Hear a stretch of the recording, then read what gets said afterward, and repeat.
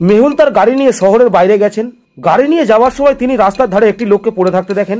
তিনি লোকটিকে ভালো করে দেখার জন্য গাড়ি থেকে বেরিয়ে এলেন এবং গাড়ি থেকে বেরিয়ে এসে তিনি লোকটিকে মৃত অবস্থায় দেখলেন এবং তিনি মনে মনে ভাবলেন যে এই লোকটিকে এখানে কে হত্যা করলো।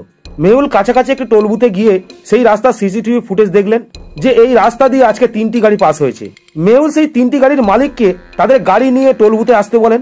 মেহুল তাদের জিজ্ঞাসা করার সাথে সাথে তাদের গাড়ির ভেতরগুলো ভালো করে চেক করতে লাগলেন। এটি 1 নম্বর গাড়ি, এটি 2 নম্বর গাড়ি ও এটি 3 নম্বর গাড়ি। এখন আপনি কি এই 3টি গাড়ির ভেতরটি দেখে অনুমান করতে পারছেন যে চোর কে? এই 1 নম্বর ব্যক্তি, 2 নম্বর ব্যক্তি না 3 নম্বর ব্যক্তি?